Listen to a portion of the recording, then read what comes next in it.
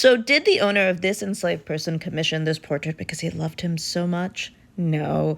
This is Frederick, who was owned by the Nutt family. They would go on to create this octagonal house. This is just on the edge of the Civil War. It was started in 57, but it actually took so long. It was under construction during the 61 when the war broke out. They lived in Mississippi and Louisiana, and they had 800 enslaved persons working for them. And Frederick, whose records indicate was born in Virginia, was moved with the family when they moved to Mississippi and Louisiana, and he became the slave driver, i.e., he was in charge of forcing the other slaves to work as hard as they could, often pushing them beyond their boundaries. And let's remember, slavery is a terrible situation. Many white supremacists talk about how freed blacks did sometimes have enslaved people. Absolutely. It also put people in very untenable positions. And to be enslaved did not mean you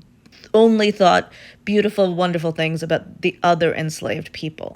That said, we don't actually know why he was the slave driver. We don't know if he was a mean slave driver. We literally have no documentation about it. But we do know that is why his portrait was created. What we also know about Frederick is when, after emancipation, he decided to become a minister. And very quickly, he did something like 60 weddings because enslaved people could not marry, and many of them wanted to marry. So in the first few years of the Reconstruction, many previously enslaved people got married.